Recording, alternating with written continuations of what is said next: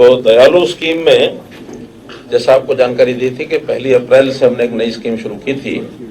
ऐसे गरीब परिवार बीपीएल जिनकी आय सीमा 1,80,000 रुपये वार्षिक होती है, उसका सदस्य यदि उसकी आयु 6 वर्ष से ऊपर है और 60 साल से तक है, तो ऐसे उनको परिवार को सांत्वना देने की दृष्टि से कुछ राशि की हमने घोषणा की थी कि उसको कंपनसेशन हम देंगे। विशेष तौर पर जो कमाने वाला व्यक्ति है, खास करके जिसकी आयु 25 साल से ऊपर और 45 साल तक है, उनको सर्वाधिक 5 लाख रुपया हम कंपनसेट करते हैं। बाकी सबका आयु के हिसाब से 1 लाख, 2 लाख, 3 लाख, ऐसा भी वो सारी योजना आपको पता है। इसमें अभी तक पहले 1964 लाभ पात्रों को हम 75 करोड़ रुपया उनके बैंक खातों में डाल चुके हैं और आज एक अन्य किस्त 44 करोड़ 48 लाख रुपए 1159 ऐसे व्यक्ति के उनके परिवार के खाते में ये हम डाल रहे हैं। तो उसके लिए क्या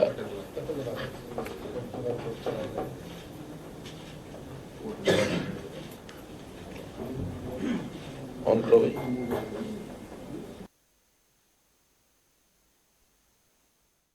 परिवार के खाते में ये हम डाल रहे हैं, तो उसके लिए क्या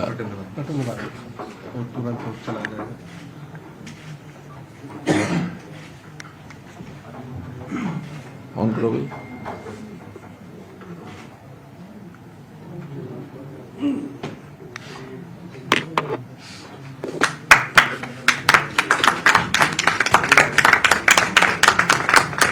पंडित दीनदयाल उपाध्याय अंत्योदय परिवार सुरक्षा योजना इस योजना का नाम है। इसमें भी राशि 1159 लोगों को 44 करोड़ 48 लाख रुपया आज उनके बैंक में ट्रांसफर समझो हो गई। इसी प्रकार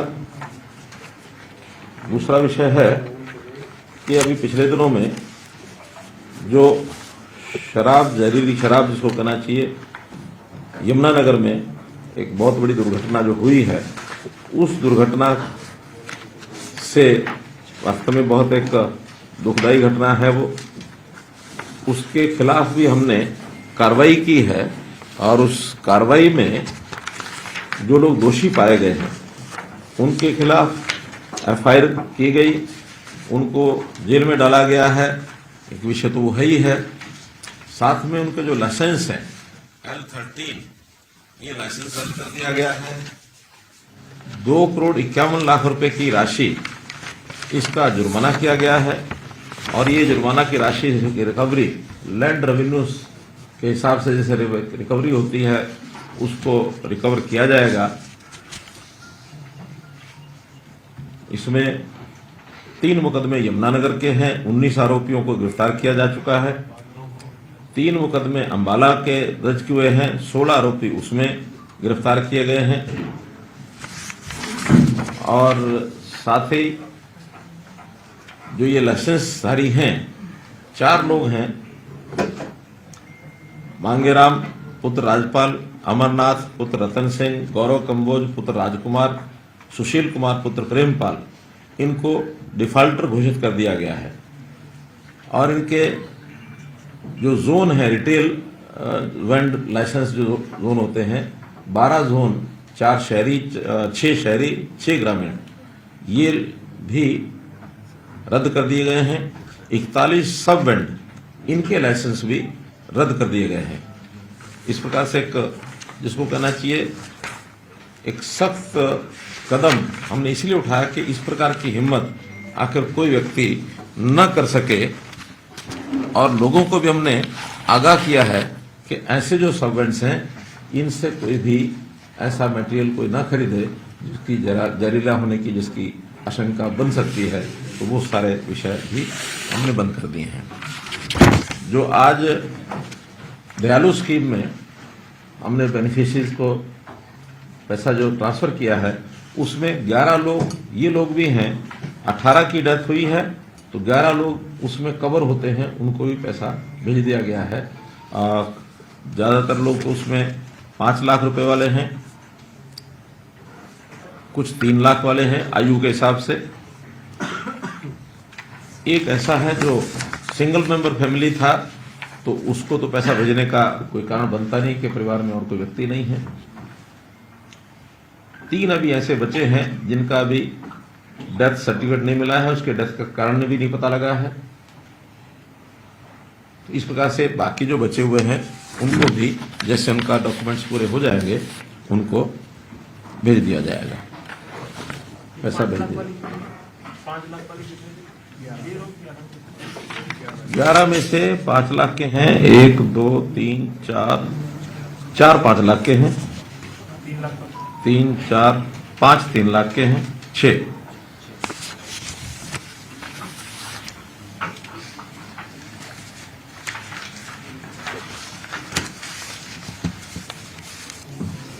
एक विषय सफाई कर्मचारियों का। सफाई कर्मचारी हमने उनके मानधन तो पीछे बढ़ाए ही हैं, एक स्कीम लागू की गई है। उस स्कीम के हिसाब से जो कर्मचारी अपने शहर को स्वच्छता के उच्च मापदंड की श्रेणी में लाएंगे, स्वच्छता जो सर्वेक्षण होता है राष्ट्रीय स्तर पर एक सूची छपती है, उसमें जो ऊपर यानी कारपोरेशन के जो 25% कारपोरेशन यानी 11 हैं तो 3 कारपोरेशन जो उसमें सर्वश्रेष्ठ आएंगे उनके कर्मचारियों को 12,000 रुपया वार्षिक प्रोत्साहन ये दिया जाएगा। और ये कुल मिला के सभी नगर निगम, नगर पालिका और नगर जो हमारे परिषद सबके 25% जो ऊपर वाले होंगे उनके कर्मचारियों को 12,000 रुपये दिया जाएगा। उसके अगले जो 25% होंगे यानी कुल 88 हैं, कितने 88 में से 25% माने 22 नगर पालिकाओं को 12,000 रुपया। अगली 22 जो नगर पालिकाएं होंगी वो अलग अलग श्रेणी के हिसाब से जैसा भी योजना होगी तो उसके हिसाब से उनको 9,000 रुपया वार्षिक प्रोत्साहन ये दिया जाएगा। और कुल मिलाकर इसमें 4 किस्तों में ये देंगे हर 3 महीने के बाद, ताकि उनको उसका लाभ लगातार मिलता रहे। ऐसे ये कर्मचारी चाहे नियमित हों, चाहे पालिका के जो रोल कर्मचारी हैं, आउटसोर्सिंग है, जितने भी उन नगर पालिकाओं में लोग होंगे उनको सब, उनके जो कर्मचारी हैं आउटसोर्सिंग एजेंसी के जो कर्मचारी हैं उन सबको ही मिलेगा। लगभग 20 करोड़ रुपया वर्ष का इसमें जो है अतिरिक्त इन कर्मचारियों को हिस्से में जाएगा। इसी साल से लागू होगी ये जो सर्वेक्षण इस बार आएगा उसके बाद उनको अगले साल में 4 किस्तों में दिया जाएगा। यानी जिस वर्ष का सर्वेक्षण होगा ये पैसा उसके अगले साल में 4 किस्तों में दिया जाएगा। इस साल का सर्वेक्षण अब कब आने वाला है? सर अभी इस समय सर लोगों से फीडबैक ले रहे हैं तो उसका रिजल्ट आ जाएगा फरवरी में। यानी अगला साल जो 24-25 है उसमें ये पैसा उनको मिलेगा। इस साल के लिए नहीं, इस साल के सर्वेक्षण के रिपोर्ट के हिसाब से मिलेगा। अगले साल में, अगले साल के लिए ही होगा। अगले साल और अच्छी सफाई करें।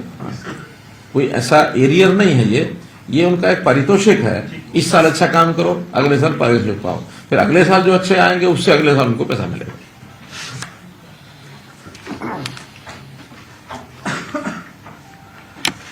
एक विषय है कोविड का।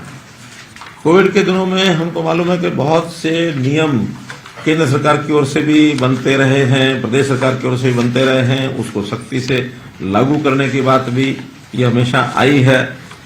तो उस समय जो लोग डिफॉल्टर थे, ऐसे डिफॉल्टर लोगों के खिलाफ कार्रवाई भी होती थी, FIR भी रजिस्टर होती थी। अब चूंकि वो एक विषय ऐसा था उसके बारे में उस समय तो पता नहीं था ये कोविड किस तरफ जाएगा और कब ये समाप्त होगा। अब प्रभु कृपा से सबके प्रयत्नों से कोविड समाप्त हुआ है, तो हमने ये निर्णय लिया है कि उस समय के जो FIRs हैं 8,275 FIRs हैं उस कार्यकाल की, हम इसकी प्रोसेस वापस लेने की ये चालू करेंगे, क्योंकि इसमें कोर्ट की भी थोड़ी दखलंदाजी होगी। कोर्ट से इन सबको वापस कर 8275, तो 8275 ये हैं।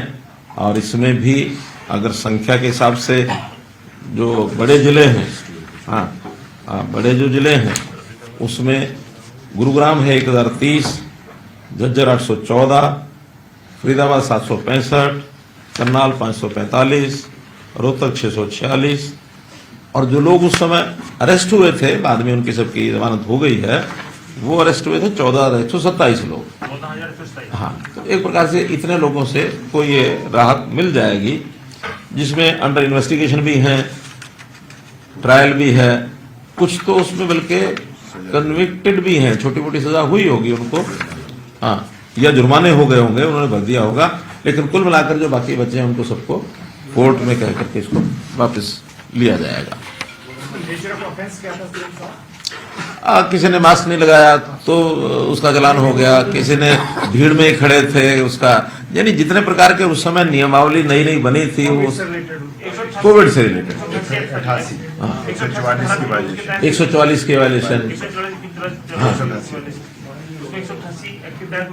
हाँ, तो ऐसे बहुत से नियम उस समय में पता है, आज तो नियम याद भी नहीं हमको कि क्या क्या नियम उसे बनाए गए थे। हाँ, तो महामारी का एक अलग से एक इमरजेंसी एक प्रकार से वो थी, तो उस समय लोगों को उसका पालन करना अनिवार्य था। तो उसका पालन जिसने भी नहीं किया, जो भी उसका FIR हो गई, पुलिस के अड्डे चढ़ गया, उसकी FIR हो गई ऐसी, लेकिन वो चूंकि एक टेम्परेरी फेज था, टेम्परेरी तो हम आज कहते हैं, उस समय तो सबको ये लगता था कि मालूम नहीं क्या होगा। एक ऐसा नहीं, जो हो गया कन्विक्शन हो गई, केसेस वापस हो जाएंगे ताकि आगे वो बंद। हाँ, वो कई इन्वेस्टिगेशन में भी कुछ को फाइन हो भी गया, कईयों को तो हाथ फाइन मानो 100 रुपया, 200 रुपया, 500 रुपया तो दे दिया, खत्म हुआ। तो जो खत्म हो गए वो उस समय हो गए, लेकिन जो अभी भी चालू हैं उनको सबको वापस लिया जाएगा। एक विषय बहुत महत्वपूर्ण वो ये है कि प्रधानमंत्री जी ने भी पिछले दिनों में हमको ध्यान होगा कि एक यात्रा ये शुरू करने का कहा है देश भर में, जिसका नाम है विकसित भारत संकल्प यात्रा। देश कैसे विकसित हो अपना, क्योंकि अभी विकासशील देशों की श्रेणी में आता है। आने वाले 25 साल में, यानी जिसको अमृत काल कहा है प्रधानमंत्री जी ने, तो उस अमृत काल के अंतर्गत उसकी 2047 उसकी आउटर लिमिट रखी हुई है। 2047 तक ये देश विकसित देशों की श्रेणी में आ जाए, इसके लिए पूरी तैयारियां, एडमिनिस्ट्रेशन की अपनी तैयारी है, जो जगत हमारा वाणिज्य जगत है उनकी अपनी तैयारी है, इंडस्ट्री जगत है उसकी अपनी तैयारी है, आम जनता भी उसके लिए तैयार हो। आम जनता को भी उसमें बहुत बड़ा रोल करना पड़ेगा। बहुत से बिहेवियरल चेंजेस ये जनता से अपेक्षित हैं, ताकि हम अपने देश को आगे कैसे बढ़ाएं, हर व्यक्ति देश के साथ जुड़े, इंडिया फर्स्ट इस नाम से उसके मन में भाव जागे। तो जनता के अंदर बहुत बड़ा अभियान लेने की योजना केंद्र सरकार ने, प्रधानमंत्री जी ने बनाई, हमारे पास भेजी है। उसमें गांव-गांव में रथ यात्रा ये जाएगी, जहां रथ पहुंचेगा वहां विभिन्न प्रकार के कार्यक्रम होंगे, साथ ही एजुकेशनल इंस्टीट्यूशन में भी कार्यक्रम होंगे। जो लोग ऐसे हैं बुद्धिजीवी लोग जिनको कहते हैं इंटेलिजेंसिया, उनके सेमिनार होंगे, ताकि एक वातावरण ऐसा बन सके कि हमको अपने देश को आगे बढ़ाना है, तो जनता उसमें सहभागी बने। आदिवासी क्षेत्र में तो ये यात्राएं 15 नवंबर से शुरू हो चुकी हैं, लेकिन बाकी देश में खास करके जो चुनाव के राज्य हैं या फिर चुनाव के राज्यों के आसपास वाले चुनाव जो राज्य जिन्होंने उसमें भागीदारी अपनी की है, हरियाणा भी उसमें आता है, तो ऐसे राज्यों को अपनी, जैसे चुनाव खत्म हो रहा है, 3 को रिजल्ट आ जाएंगे और आचार संहिता खत्म होने के बाद उनको अपना शुरू करना है। इसकी तैयारी आज से हमने शुरू की है। आज जैसे आप लोगों को बता रहे हैं, ऐसे ही इसको जनता भी करेगी, NGOs भी करेंगे, एजुकेशन इंस्टीट्यूशन भी करेंगे, सरकारें भी करेंगी, हर विभाग इसमें लगेगा। जो जिसकी उपलब्धि है वो सब उपलब्धियां और उसमें जनता को बताई जाएंगी, और जनता के लिए जो हमारी योजनाएं हैं उसमें बचे हुए जो काम हैं, उन कामों के नाते भी उनको सुविधाएं वहां और दी जाएंगी। इसके अंदर हरियाणा में हमने सोचा है कि 26 जनवरी तक ये कार्यक्रम चलेगा। तो मान लो 5 दिसंबर के आसपास से एक डेट ऐसे हमने रफ आइडिया उसका बनाया है, बाकी 2 दिन में हम उसकी पूरी प्रारूप बना लेंगे, लेकिन लगभग ये 25 दिन, इस महीने के 25 दिन जनवरी महीने के, तो ये 50 दिन का एक बड़ा कार्यक्रम। हम हरियाणा में ऐसा विचार करते हैं कि 5,000 से लेकर के 7,000 तक ऐसे कार्यक्रम होंगे। 6200 पंचायतें हैं, 3000 के लगभग वार्ड हैं। वार्डों में क्लस्टर वार्ड के अंदर ये कार्यक्रम होंगे, 2-3 वार्ड का मिला करके। तो कुल मैक्सिमम तो 7000 हो सकते हैं, लेकिन न्यूनतम 5000 जरूर करेंगे 50 दिन में कि 100 कार्यक्रम के एवरेज हर दिन आ जाए। इसमें पूरा हमारा जो स्ट्रक्चर है, इंफ्रास्ट्रक्चर, जितने हमारे लोग हैं, हमारे सरकार के साथ जुड़े हुए कर्मचारी, अधिकारी, नेता, जनता और जो बुद्धिजीवी लोग, अधिकांश लोगों को इसका जोड़ने की हमारी योजना है। एलईडी की वैन जो है वो आएंगी, चलेंगी। अभी हमारे यहाँ आनी शुरू हो गई है। कल शायद 2 वैन आई हैं, फेजेज में आएंगी। ऐसा मान के चलते हैं कि 60 से 75 वैन हमारे यहाँ आएंगी। लेकिन ऑन एवरेज अगर 50 वैन भी रोजाना चलती हैं और 2 कार्यक्रम भी 1 वैन ऑन एवरेज करती है, तो रोज कितने हो गए? 100। तो 50 दिन में ये न्यूनतम। इससे ऊपर हमारी कितना संसाधन हमारे पास, यानी इंफ्रास्ट्रक्चर होगा, वैन्स कितनी होंगी, कितने कार्यक्रम बनेंगे, वो सारा जानकारी आपको बाद में अलग से बताई जाएगी। ये हर एक डिस्ट्रिक्ट में होगी। हर एक डिस्ट्रिक्ट में अलग अलग, क्योंकि वैन काफी होंगी तो हर डिस्ट्रिक्ट का रूट चार्ट बनेगा। और उस डिस्ट्रिक्ट में जहां ज्यादा गांव हैं वहां 2 की बजाय 3 वाहन चले जाएंगे, 4 चले जाएंगे। कम है वहां 1 वाहन से भी करेंगे। हमारा पंचकुला जिला, दादरी जिला छोटे जिले हैं, 1 वाहन से भी वो हो सकेगा। लेकिन वो उस जिले में ही सारी डीसीज, एडीसीज, हाँ, ये सब प्लानिंग में शामिल रहेंगे। नोडल अधिकारी हमारे डीसीज और एडीसीज होंगे। कुल देश भर में 2,07,000 ग्राम पंचायतें और 3,800 शहरी इकाइयां हैं। सब जगह ये कार्यक्रम होंगे। हरियाणा में जैसे उसका 6,222 और 88 नगर निकाय, ये हमारे सब स्थान हैं। इसमें जितनी भी योजनाएं केंद्र की हैं, उन सब योजनाओं को जो जिसको योजना का लाभ नहीं मिला है, तुरंत वहां एक आईटी का सारा इंफ्रास्ट्रक्चर बनेगा, कंप्यूटर वहां लगेंगे, स्टाफ वहां होगा। हर योजना का लाभ जिसको नहीं मिला उसको देने की व्यवस्था बनाई जाएगी।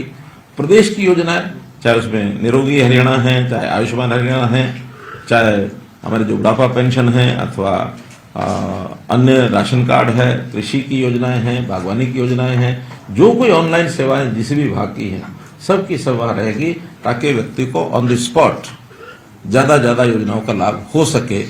इसका एक कार्यक्रम भी बनेगा। यानी अगर एक बिल्कुल अंडरलाइन करके एक वाक्य जो प्रधानमंत्री जी ने बोला है, reaching the unreached and learning from the citizens, यानी जिसको पहुंच नहीं पाए हम उस तक पहुंचना, और जो जिसको लाभ पहुंच गया है उसके अनुभव क्या है, उसके एक्सपीरियंस क्या है, उसकी भावनाएं क्या हैं, उससे हमको कोई ना कोई लर्निंग क्या मिल सकती है, ताकि हम उसकी इच्छा अनुसार अंत्योदय की भावना को लेकर के और सारे देश में 130 करोड़ लोगों तक पहुंच सकें। ये उसके पीछे का एक महत्व है।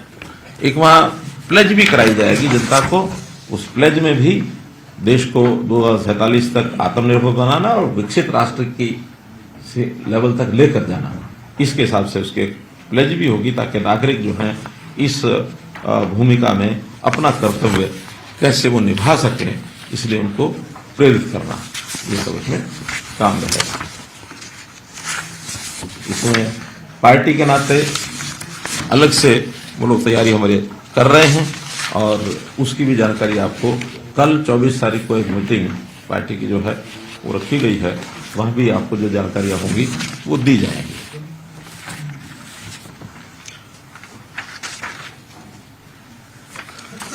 कुल मिलाकर मित्रों, जो विषय थे वो मैंने आपको ये बताए हैं। अब आपकी ओर से इन विषयों में कोई और जानकारी, कोई सुझाव, कोई प्रश्न? अवैध शराब को लेकर जो कार्रवाई की गई है, उसमें क्या कोई विभाग के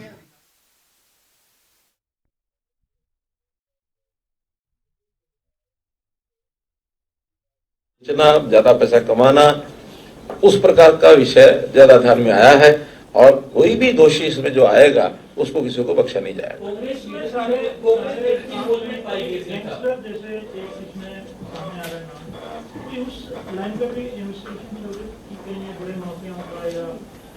मैंने बताया कि कुछ लोग इसमें प्रोफेशनल इस टाइप के ध्यान में आए हैं, और पहले कितना करते रहे होंगे ये सारा ध्यान में आएगा।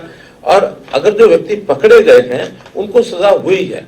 अब व्यक्ति इस नाते से मान लो कहीं कोई जुड़ा हुआ है किसी पार्टी से और किसी उससे, मैं कम से कम उस स्वभाव का नहीं हूं कि उसके कारण से किसी पार्टी को कटघरे में खड़ा किया जाए। एक व्यक्ति जो पकड़ा गया जिसने इस धंधे में लगा हुआ था उसके संबंध कांग्रेस पार्टी से हैं, लेकिन मैं ये कहूँ कि कांग्रेस पार्टी इन्वॉल्व है, ये इस प्रकार की अच्छी राजनीति कभी करते नहीं है। अच्छा है कि उन्होंने कांग्रेस पार्टी ने उसको पार्टी से निकाल दिया है।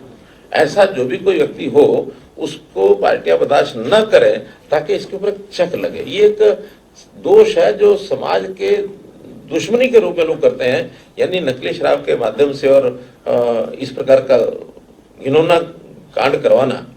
ये पहले भी हुए हैं, ऐसा नहीं कि नहीं हुए। एक बार 100 के लगभग लोग पिछले सरकार के समय, कांग्रेस के समय, कहाँ की ट्रेजेडी थी वो, पानीपत तो अभी की घटना थी। एक उससे पहले 2010-11 में या 4 में 5 में हुई थी, उचाना कहाँ हुई थी, हिसार में हुई थी, 100 लोग मरे थे उसमें। लाइसेंस से कभी इस तरह की दारू नहीं बिकी जैसे ये बिकी है, तो क्या आबकारी डिपार्टमेंट सैंपलिंग नहीं कर रहा है? क्यों उन्होंने पहले कार्रवाई नहीं की इसमें? क्योंकि पुलिस ने तो अरेस्ट कर लिया। नहीं, पुलिस ने भी अरेस्ट किया तो उसकी छानबीन सारी होगी। अभी तो इमीडिएट हमने उसके लाइसेंस रद्द कर दिए, उनको उनके खिलाफ कार्रवाई कर दी, 2 करोड़ 51 लाख रुपए का जुर्माना लगा दिया, वो जेल में डाल दिए हैं लोग। आगे कार्रवाई पुलिस को चलनी है, कोई पुलिस की कार्रवाई कंप्लीट हो गई ऐसा नहीं है, लेकिन अभी एक्साइज एंड टैक्सेशन डिपार्टमेंट की जो कार्रवाई है वो हमने कर दी। उसके सारे वेंड्स, उपवेंड्स, लाइसेंस वो सब कैंसिल कर दिए और वो नए सिरे से जिसको जाएंगे जाएंगे। ये आया कि एक फैक्ट्री लग जाती है, बढ़ रही है, किराए पे ले ली है, 15-20 बना रहा है, तो हमारी इंटेलिजेंस या पुलिस का, आबकारी का, एक्साइज एक्ट में सबको अनुमति दे रही है कि आप जाके अपने एरिया में खुद जाके चेक करें, शराब चेक करें। ये कोई हमारी तरफ से जो एजेंसियां वो इतनी, देखिए एजेंसियां करती हैं, लेकिन एजेंसी का काम ये नहीं कि उसकी फैक्ट्री में रोजाना वो बैठे रहेंगे या उसके वेंड पर रोजाना बैठे रहेंगे। घटना हुई, दुर्भाग्यपूर्ण हुई, लेकिन ये अगर पहले पकड़ी जाती तो शायद ये नहीं होती। हो गया तो एक प्रकार से एक क्राइम को हमने अनर्थ किया है। तो क्राइम तो कहीं भी होता है, उसको अनर्थिंग कितनी जल्दी होती है, सरकार के ये काम है। नहीं, वो जिसके एरिया में हुआ उसका कितना दोष है वो तो छानबीन में आएगा। हाँ, वो छानबीन में आएगा। वहाँ के अधिकारियों के खिलाफ भी अगर कोई कार्रवाई करनी होगी हम करेंगे।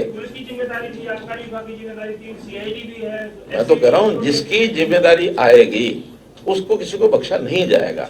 हम तो इमीडिएटली जो किया है वो आपको बताया। आज ये लाइसेंस रद्द कर दिया सारे। अभी तक कुछ जुर्माना तो इस बात का किया कि उन्होंने गलत ढंग से चीजों का स्टॉक लेकर के, क्योंकि स्टॉक भी ज्यादा पाए गए वहां, जो ज्यादा स्टॉक पाए जाते हैं उससे भी जुर्माना होता है। तो वो जुर्माना तो कैलकुलेशन का डिपार्टमेंट का फार्मूला होता है, इसलिए 2 करोड़ 51 लाख रुपए जुर्माना उनके स्टॉक्स को कहीं कम है, कहीं ज्यादा है या कहीं और से लेके आए हैं। जो शराब फालतू पाएगी वो हमारी डिस्ट्रिक्ट से निकली फालतू शराब है। मैं कह रहा हूँ ये सारे डिपार्टमेंट के सिस्टम होते हैं। डिपार्टमेंट ने अपने सिस्टम से 2 करोड़ 51 लाख रुपए का जुर्माना किया। सर इसी के साथ एक और गंभीर मामला सर एक सुप्रीम कोर्ट ने टिप्पणी की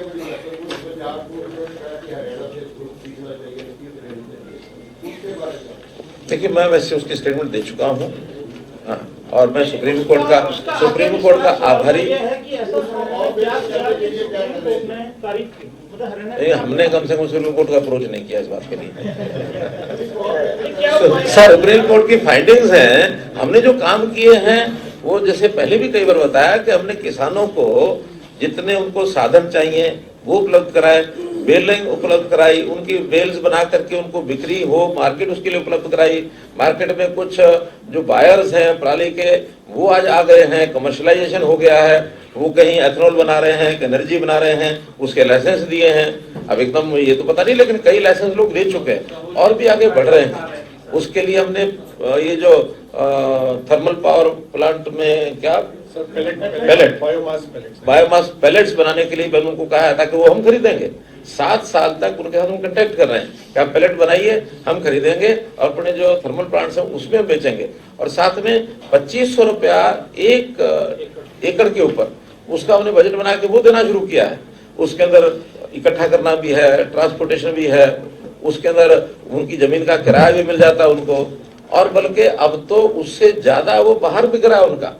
हम अगर उनको पैसा देके अपने पराली ले, इसके बजाय वो तो बाहर ही बेच रहे हैं। किसान के लिए लाभदायक अब एक प्रोडक्ट बन गया है पराली, जिसको पहले वो जलाते थे।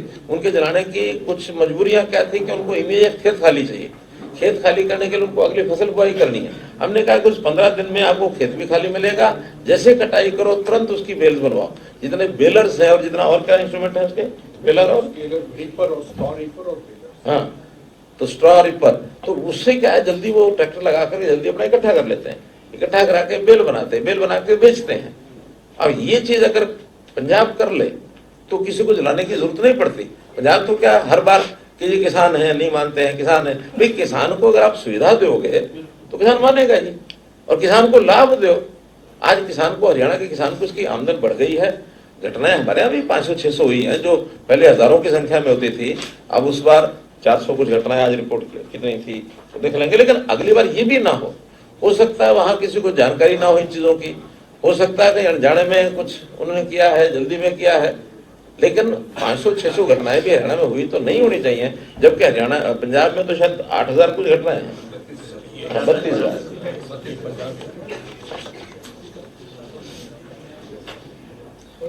2023 में पंजाब में 36,000 घटनाएं हैं। हरियाणा में कुल मिला के सब जिलों की 2300 2023 की, और वो भी सबसे ज्यादा फतेहाबाद जिला है जो पंजाब के साथ लगता है। फतेहाबाद पहले भी हर साल सबसे ज्यादा रहा है। अब या तो पंजाब के लोग आके खेती करते होंगे वहां।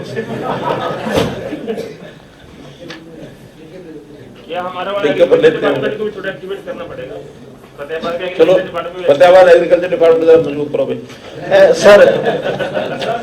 सर एक गंभीर मामला था सर जो जींद में एक मामला आया था, स्कूल के प्रिंसिपल पर आरोप लगे थे। उस मामले में सर 140 से ज्यादा स्कूली छात्राएं सामने आई है। सभी ने जो प्रिंसिपल थे उनके ऊपर यौन उत्पीड़न के आरोप लगाए हैं। सर प्रिंसिपल किस तरीके के ऊपर किस तरीके की अब तक कार्रवाई की गई है? सर बड़ा मामला बन गया सर अभी। देखिए पुलिस की कार्रवाई हुई, उसको गिरफ्तार किया जा चुका है, जींद जेल में बंद है व्यक्ति। और हमने अब 16 तारीख को नई महिला प्रिंसिपल भेजी है। वहाँ के कुछ स्टाफ को बदलने की भी हमारी एक टीम जो है डिपार्टमेंट की यहाँ से एजुकेशन की गई थी, जिसमें महिला और पुरुष सब गए थे। सारी जानकारियाँ उन बच्चियों से भी जानकारी ली गई है, उनके पेरेंट्स से भी ली गई है।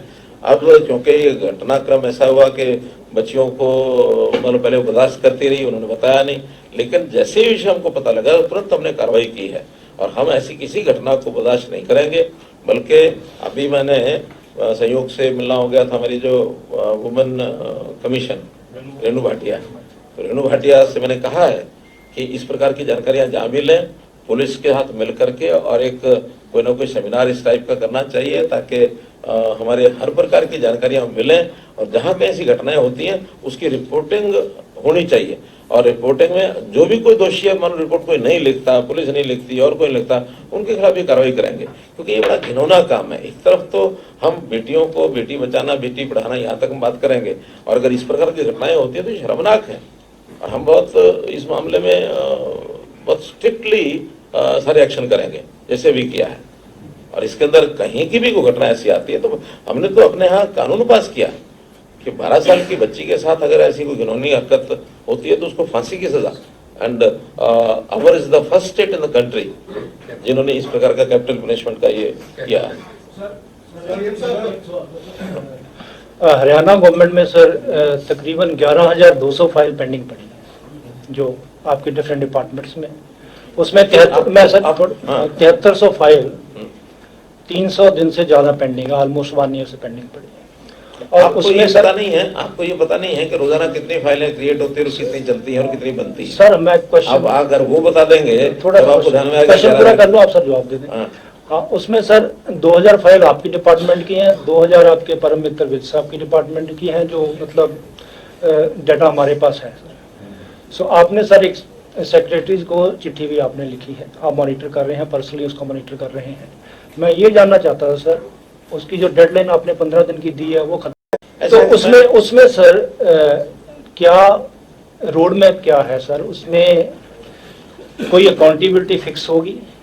और ये कितनी फाइल फ्री हो चुकी है? मेरा यही सर। आपका प्रश्न तब पूरा होगा जब आप ये बता सकें कि सरकार में एक दिन में या एक महीने में या एक साल में कुल कितनी फाइलें क्रिएट होती हैं और कितनी फाइलों की मूवमेंट होती है, उसमें से पता लगेगा भी 11,000 कितनी है। मैं बता रहा हूँ, लाखों फाइलें होती हैं, लाखों फाइलें। आम आदमी पार्टी ने सांसदों को आरोप लगाया, ये संख्या बताइए। direct question, please. Why health minister is not clearing files? Have you taken up this matter with health minister? And what is the action? Don't you think that a minister has literally unfurled this tantamount to a kind of a revolt within the administration also, but he is not clearing files? So do you think this is affecting your governance also? Have you taken a मैं बता रहा हूँ, विषय मेरे ध्यान में है और अभी मैंने, अरे सुन तो लो, अभी मैंने उनके साथ बुला करके बातचीत की है कुछ, कई बार एडमिनिस्ट्रेशन के कुछ इश्यू होते हैं और उसमें कोई विषय अगर आता है तो उसको सॉल्व करना ही काम होता है। अब उस सॉल्व करने के लिए ये विषय इंटरनल एक विषय है और उस इंटरनल गवर्नमेंट के इश्यू को बताना, उसको बहुत ज्यादा उसके ऊपर उसको करना, इलेबोरेट करना, it is not in the interest of the system. हम उसको ठीक करने के लिए आपस में एक बात हो गई है, बहुत जल्दी इसको ठीक करके और सारी बात तो रिजॉल्व हो जाएगा, जल्दी हो जाएगा। शराब मामले में भी कहा कि कांग्रेस ने अच्छा किया, नेता को निकाल दिया। एक कांग्रेस के एक नेता है, देश के मुखिया, देश के प्रधानमंत्री के खिलाफ इस तरह के शब्दों का इस्तेमाल किया गया, क्या सलाह देंगे? देखिए, एक सीमा, डिसेंसी की एक सीमा पार करने के बाद किसी को भी दोषी अगर होगा तो उसको बख्शा नहीं जाएगा। आलोचना करना ये डेमोक्रेसी में होती है, आलोचना की जा सकती है, कोई भी कर सकता है। आलोचना करने की सीमा जब पार हो जाती है तो उसको एक प्रकार से मानहानि भी की जा सकती है, सब कुछ होता है। अब किसके बारे में क्या कहा गया है वो हमारे जो लोग हैं वो देख रहे हैं। सीएम साहब, गुरनाम सिंह चनोनी जो है पिपली में आज किसान रैली कर रहे हैं, आपने जो सुविधा सुप्रीम कोर्ट ने तारीफ भी की है, फिर भी किसान को लेकर ये आंदोलन हो रहे हैं, रैली हो रही है, क्या सर ये राजनीतिक है क्या किसानों की ही रैली? देखिए, आपको भी पता है, सब ओपन हो चुका है। उन्होंने भी चुनाव लड़ा, आज भी वो चुनाव लड़ने की इच्छुक हैं। वो भी कहते हैं हाँ, किसानों को अपना एक दल बना के राजनीति करनी चाहिए, लड़ना चाहिए।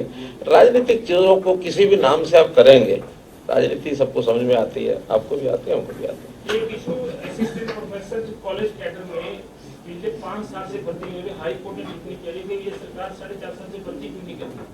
आपने भी मुझे जानकारी है कि एक रूल्स जो परिवर्तन करने थे उसमें भी आपने कहा था कि कितने दिन के बन जाएंगे, मैक्सिमम 2-3 दिन में उन्होंने बताया, लेकिन ये ना तो रूल चेंज हुआ, कैबिनेट में आया तो वहाँ के साथ बिगड़ा हुआ है जो पुलिस को। तो इस पे क्या हो रहा है?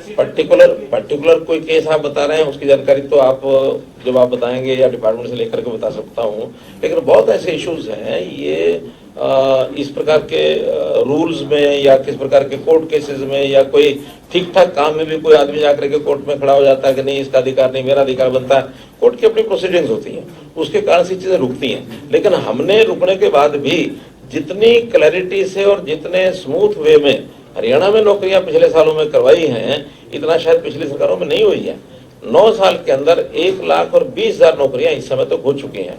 अगले 3 महीने में ग्रुप सी और ग्रुप डी की अगर ये भर्तियां सारी क्लियर हो जाती हैं, सी की डी की तो क्लियर हो ही रही है क्योंकि उसका रिजल्ट तैयार हो जाएगा, हो सकता है 10 दिन में 5 दिन में, कितना 1 हफ्ते में उसका रिजल्ट निकल सकता है ग्रुप डी का जी हाँ।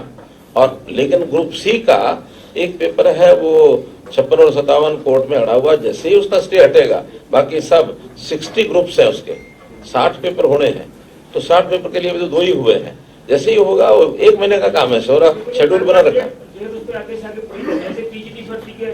नहीं, डेट देने का काम मेरा नहीं है ना, हाँ वो कोर्ट का काम है। करते हैं हम हमेशा आग्रह करते हैं कि तुरंत इसकी डेट लगा के इसका फैसला करिए, और हम तो यहाँ तक कहते हैं किसी फैसले में अड़ते भी नहीं है। कोर्ट को जो ठीक लगता है वो फैसला करे, हम आगे बढ़ने के लिए तैयार है। सीएम साहब, जो पॉलिसी सरकार बनाती है, जैसे ऑनलाइन ट्रांसफर की पॉलिसी है, तो उसमें जो है क्या पैरवी कोर्टों में जो एडवोकेट्स लगा रखे हमने वो सही नहीं कर पा रहे, कोर्ट को सही प्ली नहीं दे पा रहे? ऐसा नहीं। देखिए, जब भी कोई नई चीज होती है तो नई चीज को हमने तो एक एक बारीकी समझ करके एक एक शब्द, एक एक वाक्य, क्या उसका अर्थ और क्या उसकी सुविधा है, सब करके बनाते हैं।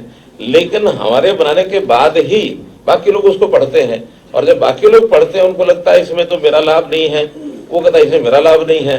वो सारे अपने अपने लाभ की ओर बढ़ करके और जब कोर्ट में जाते हैं कोर्ट को डिसाइड करना पड़ता है कि इसकी बात ठीक है कि इसकी बात ठीक है। हमें तो इस बात का संतोष है कि पूरे कोर्ट तसल्ली करने के बाद उसमें लगे महीना, उसमें लगे 2, उसमें लगे 3, अल्टीमेटली सरकार के इशू को हमेशा ठीक माना है। आप जैसे सुप्रीम कोर्ट की बात कर रहे थे, सुप्रीम कोर्ट में हमने तो सुप्रीम कोर्ट में नहीं गए, उन्होंने ही अपने आप सारे केस को उजागर करने के बाद कहा कि नहीं, हरियाणा की सारी पॉलिसी ठीक है। हम पढ़ी लिखी पंचायतों में हमने अपने प्रावधान कर दिए, कोर्ट से तो पूछ के नहीं किया, हमें ठीक लगा हमने कर दिया, ठीक किया, हाई कोर्ट ने बंधन डाल दिया, हम सुप्रीम कोर्ट गए, 45 दिन तक सुप्रीम कोर्ट ने उसकी सुनवाई करने के बाद अल्टीमेट क्या कहा कि not only in Haryana but other states also should follow it. तो कोर्ट के हम हाथ बांध नहीं सकते हैं, कोर्ट की अपनी इंडिपेंडेंट प्रोसेस है, करनी चाहिए। उनको लगता है कोई गलत है, हमको बताएं, हम ठीक कराएंगे। उनको लगता है ठीक है, विश्लेषण करने में उनको जितना टाइम लगना लगेगा ही, वो उसमें हम टिप्पणी भी नहीं कर सकते, करनी भी नहीं चाहिए। हमारी कोई चीज आज तक गलत पकड़ी गई हो, कांग्रेस की कितनी भर्तियां रद्द हुई है, इन्हीं सालों में हुई है। हमारी रद्द अगर हुई है तो हमने रद्द की है, कोर्ट ने नहीं किए। अभी हमने एक वेटरनरी सर्जन का, जब हमको लगा कि हाँ इसमें कोई ना कोई गड़बड़ हुई है, गड़बड़ करना कोई हम कहते हैं ऐसा नहीं है, गड़बड़ करने में तो नीचे लोग बैठे ही हैं, हम छानबीन करते हैं। उस छानबीन में ये पता लगा, जो हमारे पास रिपोर्ट्स आई, शिकायतें आई, उसकी जांच पुलिस ने की। पुलिस ने जांच करने के बाद पाया कि हाँ कुछ लोग ऐसे हैं जो किसी पर्टिकुलर जगह पर इकट्ठे हुए, उनके फोन्स के लोकेशन फोन की पता लग जाती है, एक पर्टिकुलर टाइम पर सबके फोन बंद हो गए, एक पर्टिकुलर जगह पे बंद हुए, एक पर्टिकुलर टाइम के बाद सब खुल गए। तो ये 20 लोग 25 लोग जो थे, और वो फोन नंबर उन्हीं के थे जो एग्जामिनीज थे, परीक्षार्थी थे। तो आखिर इकट्ठे होकर के उसके 24 घंटे पहले 10 घंटे 12 घंटे 14 घंटे इकट्ठे होते हैं, तो क्या करते हैं वो? इसलिए जब ये लगा कि हाँ there must be foul play, हमें अधिकार भी है, हमारा कमीशन उन्होंने निर्णय लिया कि नहीं इसमें कोई ना कोई गड़बड़ हो सकती है, संभावना थी कि इसमें गड़बड़ वो निश्चित, बजाय हम कल को उसको कोर्टों में चक्कर काटे धक्के खाएं दोबारा पेपर ले लेंगे। हमें तो यह है कि मेरिट के ऊपर लोग आने चाहिए। कहीं भी अगर मेरिट को तोड़ने के लिए किसी ने कोई गड़बड़ की है तो उसमें दोषी कौन है वो पता तो लग ही जाता है कि कौन होने वाला है, लेकिन कम से कम फेयरनेस ये हम अपने आप दिखाते हैं।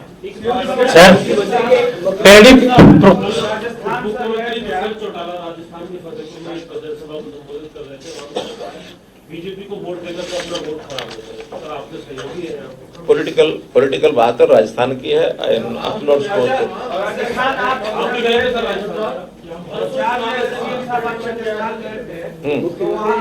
किसानों को एमएसपी दिलाएंगे, सरकार आएगी तो बीजेपी की वहाँ ना जी साहब कह रहे कि अपने हाथ पहले दिलवा दे, फिर वहाँ दे रहे हैं ना। एमएसपी पर 14 फसलें हम खरीद रहे हैं, और जो नहीं खरीद पा रहे हैं उसकी भावांतर भरपाई दे रहे हैं। कांग्रेस के राज्यों में तो सिवाय धान और गेहूं के तीसरी फसल लेते नहीं है, और हम इसके अलावा जो खरीद रहे हैं तो खरीद रहे हैं, और जो हमने मिलों को लेके देनी होती है जिसका रेट तय करते हैं, गन्ने का रेट आज भी हमारा हाईएस्ट इन द कंट्री है।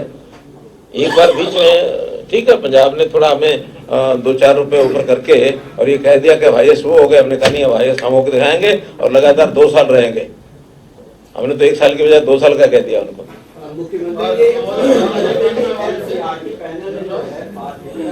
हाँ जी, एनसीईआरटी पैनल ने रामायण और महाभारत को पाठ्यक्रम में शामिल करने की बात कही है, केंद्र सरकार को सिफारिश की है। क्या हरियाणा सरकार भी ऐसे कदम उठा सकती है कि रामायण और महाभारत को पाठ्यक्रम में? देखिए एनसीईआरटी ने क्या किया है वो हमारा काम नहीं है, और हम जो करेंगे आपके पास हमने आ जाएगा फटाफट। धान खरीद जो है इस बार कितना कम हुआ है लास्ट ईयर से, in comparison to last year? What is the? सुनिए, धान खरीद कम हुआ ये विषय नहीं है। हमने धान की उपज ही कम करने के लिए किसानों को प्रोत्साहित किया कि धान मत बोओ, 7,000 रुपए एकड़ हमसे पाओ। हम चाहते हैं कि धान की बिजाई खास करके उन क्षेत्रों में जहाँ पानी की कमी है वहाँ कम होना चाहिए। आखिर तो किसान को लाभ धान में जितना होता है उतना लाभ हम दूसरी चीजों में दिलाने के लिए तैयार हैं, और जो उसका कंपनसेशन है 7,000 रुपया साल का धान के लिए वो हमने दिया है। लगभग 2.25 लाख एकड़ का हमने 7,000 के हिसाब से 100 कुछ करोड़ रुपए हम दे चुके हैं। हम चाहते हैं कि पानी की बचत धान वाले लिए उससे महत्वपूर्ण विषय नहीं जितना पानी महत्वपूर्ण है। तो पानी महत्वपूर्ण होने के नाते से हम ये किसान को प्रस्यू करते हैं, धान पर कमाओ, सब्जी पर चले जाओ, फल पर चले जाओ, अन्य ऐसी फसलें जिसमें पानी कम लगता है उस पर चले जाओ। तो इसलिए धान कम है ज्यादा है हमारे लिए ज्यादा चिंता का विषय नहीं है।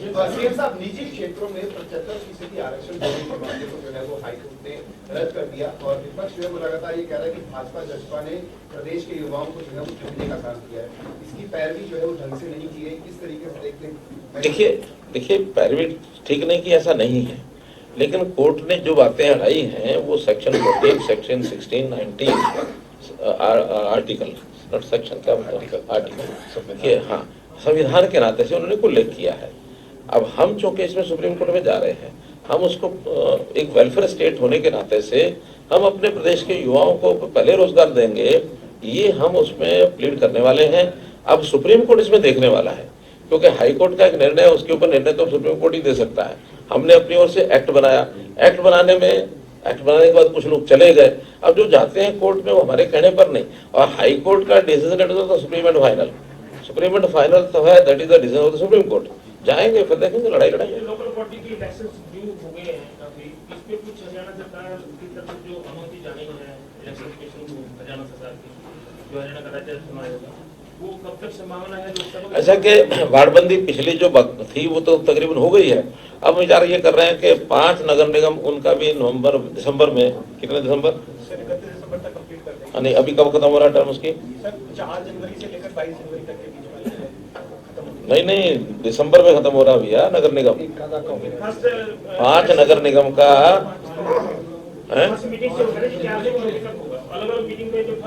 फर्स्ट सीटिंग के हिसाब से, लेकिन वो दिसंबर में ही खत्म हो रहा है।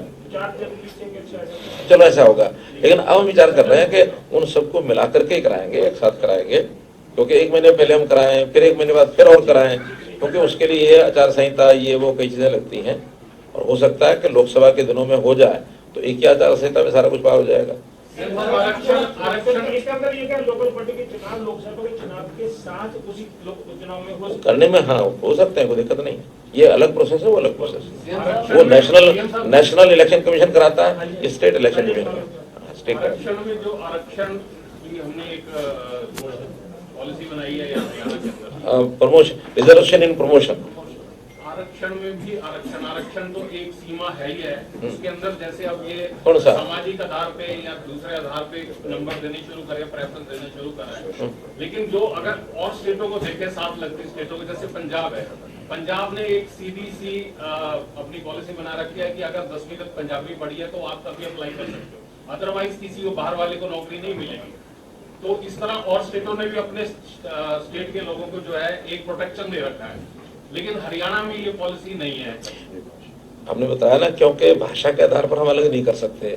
हमारी भाषा देश की जो कॉमन भाषा है हिंदी, उसके हिसाब से हिंदी है, हमारी कोई अलग से भाषा तो ऐसी है नहीं है। वो अलग भाषा के हिसाब से मराठी वाले या अपने पंजाबी वाले, गुजराती वाले, उड़िया वाले, वो सब कर सकते हैं। दक्षिण भारत में किया हुआ है हमने, तो उसी में अपने यहाँ 75% का ये जो किया था वो हमारे आधार, वो तो दूसरा बन नहीं सकता। हाँ, इसके अंदर हमारे एक सेक्शन जरूर निकली है कि हर क्वेश्चन में एक 20% marks, those should be related to the culture and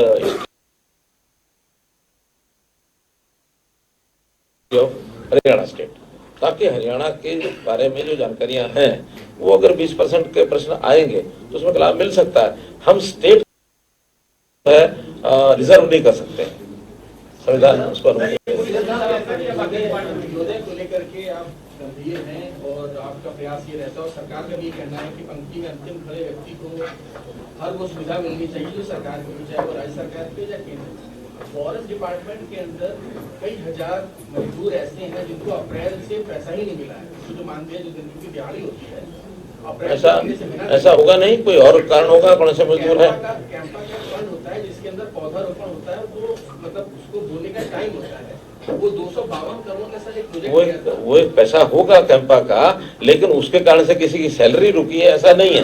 वो पैसा खर्च नहीं हुआ या हुआ एक अलग बात है। जारी नहीं हुआ, नहीं जारी तो अगर पौधारोपण जब होगा तब जारी होगा। हमने पौधारोपण के कई प्रयोग पहले किए हैं, उसमें जैसे हमने विद्यार्थियों के लिए भी कहा कि हाँ 3 साल तक उसको 50 रुपया पर पौधा देंगे 6 महीने का। नहीं मालूम मैंने किया है, मालूम किया है, किसी का पैसा नहीं रुका है, लेकिन उस प्रकार की योजना भी नहीं बन पाई जिसमें से पैसा वो खर्च कर सके।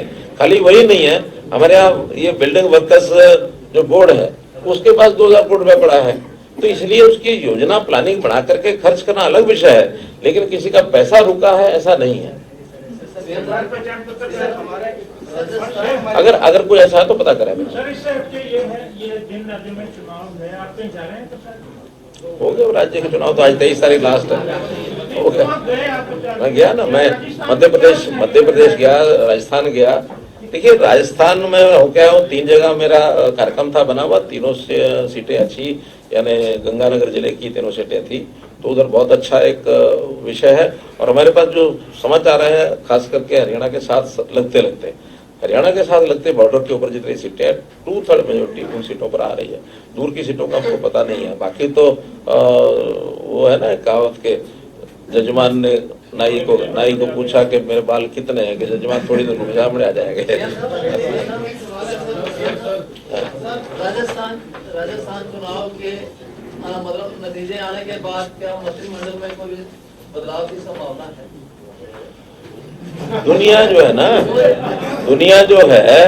दुनिया जो है आशाओं और संभावनाओं पर ही टिकी हुई है, ठीक है।